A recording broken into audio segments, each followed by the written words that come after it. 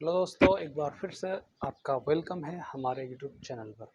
और आज हम, जैसा कि आप बोर्ड पर लिखे देख रहे हैं, प्रश्नावली 2.4 में पार्ट 1 हो चुका है, पार्ट 2 हो चुका है और आज हम पार्ट 3 की बात करने वाले हैं। और आज पार्ट 3 में हम पूरे क्वेश्चनों को कर लेंगे। क्वेश्चन कौन कौन से बच रहे हैं हमारे 8वीं कक्षा के, तो पहले से लेकर 7 तक मैंने 2 पार्टों में कंप्लीट करवा दिया है। अब 8वां, 9वां और 10वां, आज मैं इन तीनों क्वेश्चनों को आपको करवाऊंगा। तो ज़्यादा बातें ना करते हुए, जिन बच्चों ने अभी पिछली क्लास नहीं देखी वो उनको देख लें, क्योंकि जब आप देखेंगे तभी आपके पीछे से आगे की तरफ समझ में आएगा। तो अब हम डायरेक्ट कौन सा 8वां क्वेश्चन करते हैं अपना, ठीक है। तो डायरेक्ट क्वेश्चन 8वां करते हैं। तो क्वेश्चन नंबर 8वां क्या है? हिरणों के एक झुंड का आधा भाग मैदान में चल रहा है और शेष का 3/4 पड़ोस में ही खेल कूद रहा है। शेष बचे 9 हिरण एक तालाब में पानी पी रहे हैं। झुंड में हिरणों की संख्या ज्ञात करें। आप कहेंगे माना हमें पता नहीं है कितने हैं, तो यही तो पूछना है कि कितने हैं। तो आप कहेंगे एक्स है। एक्स का आधा कहाँ पर चल रहा है मेरे भाई? तो वो चल रहा है मैदान में। और शेष जो बचा उसका कितना? 1/3। शेष का 3/4, सॉरी 3/4 मतलब 3/4 पड़ोस में खेल कूद रहा है। तो शेष 9 हिरण तालाब में चल रहे हैं। तो झुंड को हिरणों की संख्या बताएं। आप कहेंगे सर क्वेश्चन नंबर 8,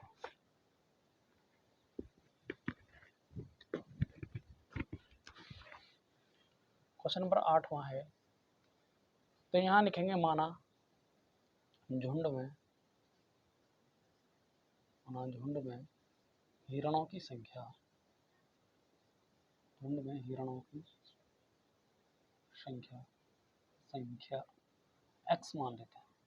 एक्स हिरण थे, कितने थी? एक्स हिरण माना झुंड में हिरणों की संख्या थी एक्स मान लेते हैं। अब प्रश्नानुसार, अकॉर्डिंग टू क्वेश्चन, प्रश्नानुसार क्या कह रहा है? प्रश्नानुसार अकॉर्डिंग टू क्वेश्चन ये कह रहा है कि जो एक्स हिरण थी एक्स का आधा। अब मुझे बताएं एक्स का आधा करेंगे कितना होगा? सब कर एक्स का मतलब 1/2 आधा करना होगा। तो एक्स एक एक्स और बटा 2 x/2 होगा। हमें डायरेक्ट पता होना चाहिए इन चीज़ों को कि x का आधा हिरण कहाँ चल रहा है? झुंड में। तो कितना बचा यहाँ पर? x का आधा। तो ये होगा x का आधा कहाँ झुंड में चल रहा है। अब जब x का आधा कर दिया तो बचा x का आधा। तो अब वो कह रहा है कि शेष का प्लस में जो x/2 बचा, शेष x/2 ही तो भाई। मान ले 2 रुपये थे, एक बच गया, एक किसी ने ले लिया, एक ही तो बचा। शेष जो एक बचा, शेष जो x/2 बचे उनका उसका एक्स शेष का 3/4 मतलब बाहर कहीं खेल रहा है इधर उधर, ठीक है, खेल कूद रहा है। उसके बाद 9 हिरण कहाँ पर? प्लस में 9 हिरण कहाँ पर? तालाब में पानी पी रहे हैं। तो हिरणों की संख्या, तो ये सारी हिरणों की संख्या थी। तो कितनी थी? ये एक्स बराबर, क्योंकि इतनी सब टोटल मिलाकर इतनी हिरणें बैठ रही थी, तो हिरणों की संख्या हमने एक्स मानी थी। तो यहाँ पर इसको, अब हमारे पास समीकरण बन गया। अब इसको कर लेंगे हम। आप कहेंगे सर सबसे पहले यहाँ पर गुना करेंगे, क्योंकि बोर्ड मास का नियम यही होता है। और जिसने मेरे भाई अभी तक ना, मैंने एक अपने चैनल पर बोर्ड मास की वीडियो बना रखी है, मतलब basic, only basic maths class.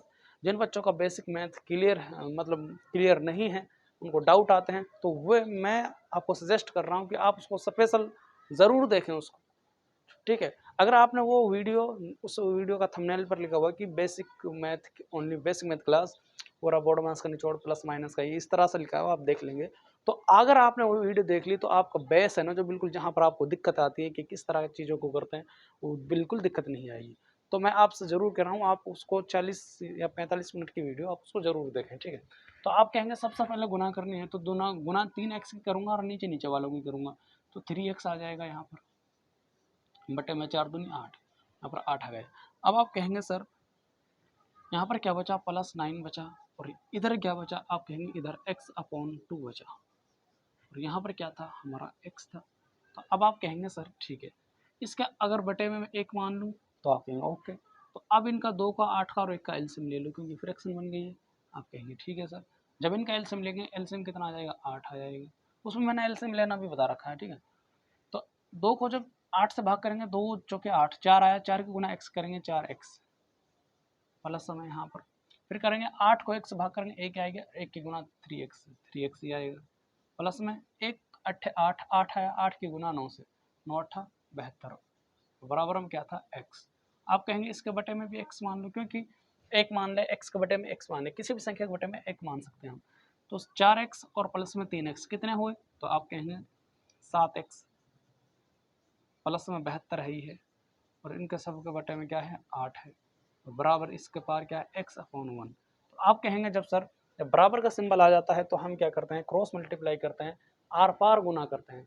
जब आर पार गुना करेंगे इसकी गुणा इससे होगी और इनकी गुणा इनसे, जब इसकी गुणा इससे होगी तो मैं यहाँ कर देता हूँ, तो एक की गुणा इस संख्या से होगी तो आप कहेंगे यही संख्या आएगी 7x प्लस में 72, बराबर का सिंबल 8 की गुणा x होगी तो 8x। अब आप कहेंगे सर x वालों को एक साथ ले आओ, 7x इसको इधर लाएंगे तो 8x माइनस के और ये माइनस के 72, पता नहीं इतना तो यहाँ पर कितना बचा माइनस का x, भाई 8 में से 7 गए तो माइनस का x बचा, बराबर -72। अब क्या कहेंगे आप x माइनस से माइनस कट गया, जो x की वैल्यू है कितनी आ गई 72, और हमने क्या माना था, तो हिरणों की संख्या हमने x ही मानी थी, तो कितनी हिरण थी उसके अंदर, तो 72 हिरण थी। तो यहाँ पर लिखेंगे झुंड में हिरणों की संख्या, झुंड में हिरणों की संख्या, तो झुंड में हिरणों की संख्या कितनी थी, आप कहेंगे सर झुंड में हिरणों की संख्या थी जो वो कितनी थी, x माना था हमें और x की वैल्यू कितनी आई है 72, यही हमारा क्या है आंसर, 72 हिरण थी, मतलब कि 72 हिरण थी झुंड में। ठीक है, इस तरह इस क्वेश्चन को हमें करना था। अब देखें और फिर मैं क्वेश्चन नंबर 9 कराता हूँ।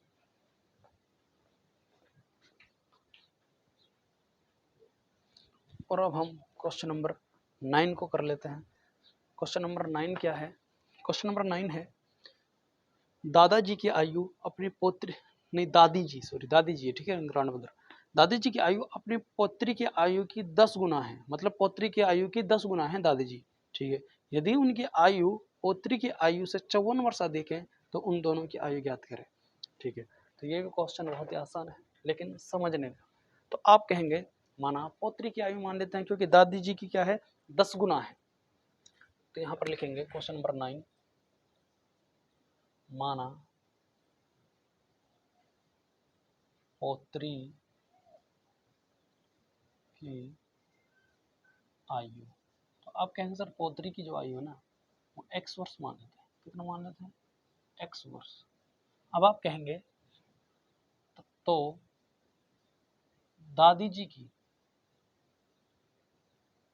तो दादी जी की, भाई साइलेंट रहना ठीक है, तो दादी जी की आयु, तो दादी जी की आयु होगी तो कितना है 10x है क्योंकि 10 गुना है, और x का 10 गुना करेंगे तो आप कहेंगे 10x हो जाएगा सर। ठीक है, माना पौत्री की आयु x वर्ष, तो दादी जी की 10 गुना थी तो 10x हो जाएंगे। अब वो क्या कह रहा है कि प्रश्नानुसार अकॉर्डिंग टू क्वेश्चन, तो प्रश्नानुसार ये कह रहा है कि भाई कि सर जो ये तो मान लो पौत्री की आयु और ये क्या है 10x दादी की आयु।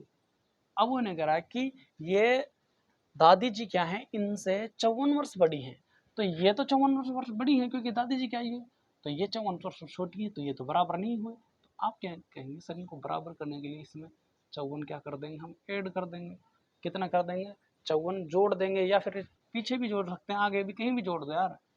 ठीक है, तो क्या कर देंगे इसको x+54 हो जाएगा, क्या हो जाएगा x+54 बराबर है। तो अभी हमारे पास समीकरण बन गया। आप कहेंगे x वालों को एक साइड में ले आएंगे, तो यहाँ पर x होगा हमारा ये प्लस का है, इधर आएगा माइनस का 10x, ये प्लस के 54 है तो इधर माइनस के 54 बन जाएंगे भाई।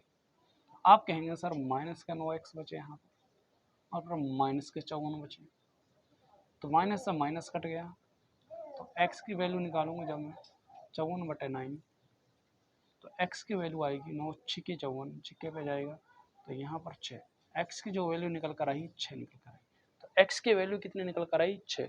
तो अब आप कह देंगे कि सर x की जब वैल्यू 6 निकल कर आई तो x माना क्या था, तो हमने माना था पौत्री की आयु, क्या थी पौत्री की आयु, तो पौत्री की आयु कितनी है, आप कहेंगे सर पौत्री की आयु है कितना x वर्ष माना था हमने x वर्ष, तो x की वैल्यू कितनी आई है, आप कहेंगे सर x की वैल्यू 6, तो इसका मतलब पौत्री की आयु 6 थी।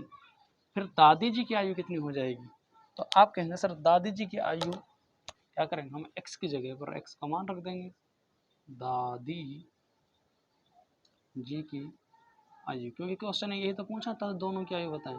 तो दादी जी की आयु कितनी थी? 10x थी। तो यहाँ पर क्या है, 10 की जगह 10, x की वैल्यू 6 निकल कर आई, तो 10 6 60। तो दादी जी की कितनी वैल्यू, सॉरी एज थी, तो उनकी 60 उम्र थी, और बच्ची की, उनके पोती की कितनी थी? 6। तो ये क्वेश्चन था और ये पूछ रहा था कि दोनों की एज ज्ञात करें। तो दोनों की एज निकल कर आई, पोती की 6 और दादी जी की 60। यही हमारा क्वेश्चन था, बहुत ही आसान क्वेश्चन था।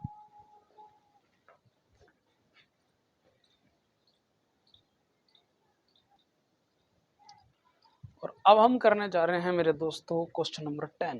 क्वेश्चन नंबर 10 क्या है, एक बार इसको भी पढ़ लेते हैं। अमन की आयु उसके पुत्र की आयु की 3 गुनी है।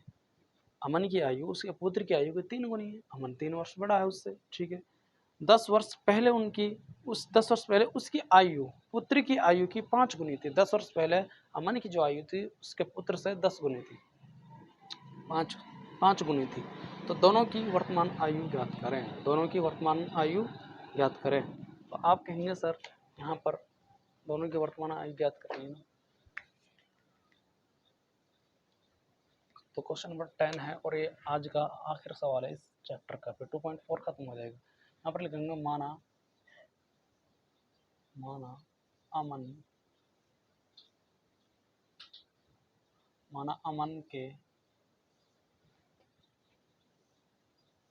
अमन के पुत्र की आयु, क्योंकि पुत्र की आयु का 3 गुना था। माना अमन के पुत्र की आयु x वर्ष, कितना मान लेते हैं, x वर्ष। फिर क्या कह रहा है कि तो अमन की आयु, तो अमन की आयु, अमन की आयु कितने, अमन तो इससे 3 गुना ज़्यादा है, तो हो जाएगा। अब प्रश्न अनुसार क्या कह रहा है वो, नहीं अभी तो बोल रहा है कि 10 वर्ष पहले उसकी आयु पुत्र की आयु 5 गुना। तो अब ये बताएं मुझे 10 वर्ष पहले अमन की आयु कितनी हो जाएगी? 10 वर्ष पहले अमन की आयु, 10 वर्ष पहले अमन की आयु, तो कितना हो जाएगा 10 वर्ष पहले अमन की आयु? आप कहेंगे सर अभी कितना है, प्रेजेंट में कितना है। माना अमन की वर्तमान आयु, अमन के पुत्र की वर्तमान आयु लिख लेना ना भाई, इसको पुत्र की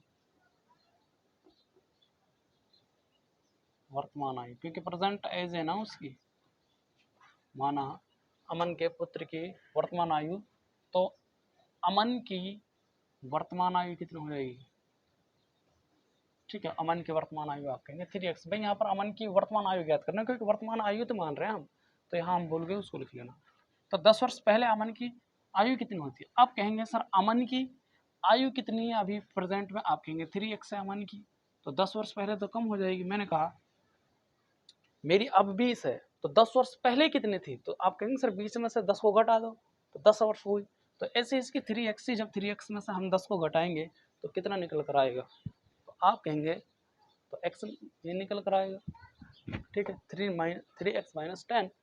तो आप क्या कर लेंगे, 10 वर्ष, अब इसके पुत्र की आयु को देख लेंगे। 10 वर्ष पहले अमन के पुत्र की आयु,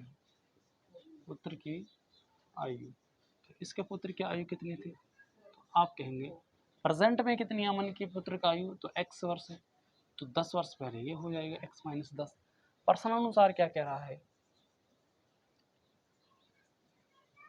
कि 10 वर्ष पहले थे ना, प्रश्न अनुसार कह कि अभी इनकी ये है x-10 पुत्र की, और अमन की कितनी है 3x-10 है, कितनी है। लेकिन वह कह रहा है कि 10 वर्ष पहले उसकी आयु पुत्र की आयु की 5 गुना थी। मतलब ये कौन है, ये तो अमन है, ये अमन है, और ये इनके पुत्र हैं, सन है। तो इसकी आयु 10 वर्ष पहले क्या थी, 5 गुना थी। तो ये इसका मतलब 5 गुना ज़्यादा थी, ये 5 गुना कम है।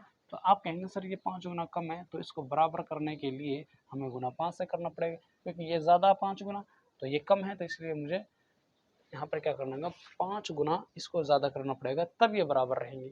तो अब ये समीकरण बन गया है, तो अब समीकरण बन गया है तो हम इसको सोल्व आउट कर लेंगे। आप कहेंगे 5 की गुना x से भी होगी, 5 गुना 10 से भी होगी। यहाँ पर आ गया 5x माइनस में 50 बराबर यहाँ पर 3x माइनस में 10। फिर आप कहेंगे x वालों को एक साइड में ले आओ, तो यहाँ पर 5x आया और यहाँ पर क्या आया माइनस के 3x, क्योंकि प्लस का था। यहाँ पर माइनस के 10 और यहाँ पर प्लस के 50। अब आप कहेंगे सर यहाँ पर 2x बचे, 5 में से 3x जाए तो 2x बचे, बराबर प्लस को माइनस करेंगे माइनस आएगा, तो 50 में से 10 गए तो 40। तो x की वैल्यू जो आनी है कितनी आ जाएगी 40/2। तो जब इसको कैंसिल आउट करेंगे तो x की वैल्यू कितनी आ जाएगी 20। x की वैल्यू कितनी आ जाएगी 20। और जब हमें x की वैल्यू पता चल गई तो हम इसके पुत्र की वर्तमान आयु भी निकाल देंगे और इसके पिता की भी, अमन की भी, जो अमन थे उनकी भी निकाल लेंगे। तो अब आप कहेंगे यहाँ पर पुत्र की आयु, अमन के पुत्र की आयु,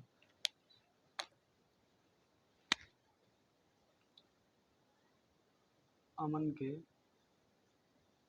पुत्र की आयु, अमन के पुत्र की आयु क्या है, x वर्ष मानी थी। कितना मानी थी x वर्ष। x की वैल्यू कितनी निकल कर आई है, आप कहेंगे सर x की वैल्यू 25, तो अमन के पुत्र की आयु 20 है, 25 नहीं 20 है।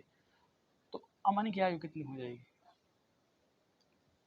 अमन की वर्तमान आयु, तो यहाँ पे भी ऐसे लिखते हैं अमन के पुत्र की वर्तमान आयु, यार इसको बार बार बोल रहे हो, अमन के पुत्र की वर्तमान आयु, तो अमन की क्या करें, अमन की वर्तमान आयु, आप कहेंगे अमन की वर्तमान आयु क्या मानी थी सर, 3x मानी थी। क्या मानी थी 3x आयु मानी थी। तो x के जगह पर इनके तो क्या मानी थी 3x। अब 3 के जगह 3 और x की वैल्यू कितनी आई 20, तो इसको गुना कर देंगे इससे, तो 20 या 60, ये दिख रहा होगा आपको 20 या 60। तो अमन की कितनी वर्ष होगी 60 वर्ष और इस लड़के की कितनी होगी 20 वर्ष।